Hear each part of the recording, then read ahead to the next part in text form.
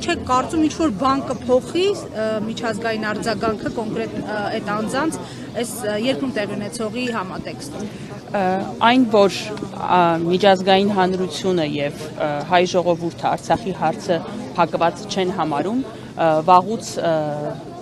հասկանալի է բոլորի արձագանքներից, Արցախյան հարցը փակված համարելու շահառուները, առաջին շահառուները դա Ալիևն է եւ Նիկոլ Փաշինյանը եւ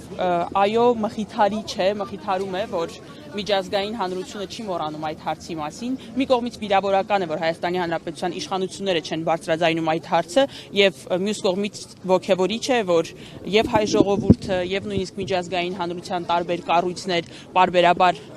անդրադառնում են արցախցիների իրավունքներին, վերադարձի իրավունքին եւ այլն։ Ինչ վերաբերում է կարող է դա ինչ որ բան փոխել թե չէ, կախված է ելի մեր արձագանքից։ Ոչ ոք չի պայքարելու մեր իրավունքների համար եւ թե ինչքանով կլինի ճնշում Նիկոլ Փաշինյանի եւ Իլհամ Ալիևի վրա, այն երկու անձանց, ովքեր երազում են Արցախի հարցը շուտապույտ փակել, կախված է նաեւ մեր արձագանքին տարբեր իրադարձություններին, ինչքանով կխոսենք, ինչքանով կբարձրաձայնենք, ինչքանով կհասցնենք տարբեր միջազգային հարթակներ եւ քաղբանտարկյալների հարցը, եւ ժողովրդավարության անկման հարցը Հայաստանում եւ Արցախի հարցը փակված չլինելու եւ արցախցիների իրավունքների մասին բարձրաձայնելու հարցը։ Սամվել Կարապետյանի դերակատարման մասին, բացի այն, որ Հայաստանի Հանրապետությունում են հսկայական ներդրումներ եղել, Կարապետյանի ձեռամբ նաև Արցախի Հանրապետությունում է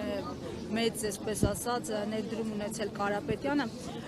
Արցախցիների ընդհանուր տեսակետը իր անձի վերաբերյալ դուք ինչպես եք գնահատում կոնկրետ իր դերակատարումը։ Միանշանակ դրական է, Կարապետյանը ոչ միայն տարբեր ժամանակներում իր ներդրումն է ունեցել Արցախում, այլ նաև ամենածանր պահերին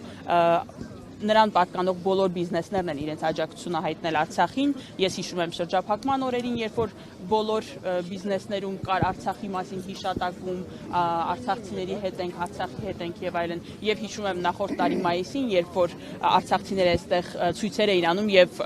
իշխող կուսակցությունը, իշխող ուժը իր ամբողջ ատելության ռեսուրսը կենտրոնացրել էր արցախցիների նկատմամբ ատելություն տարածելու համար, այդ ժամանակ նույնպես Տաշիր գրուպի ընկերությունները իրենց աջակցությունը հայտնեցին տարբեր տեղերում կարելի էր հանդիպել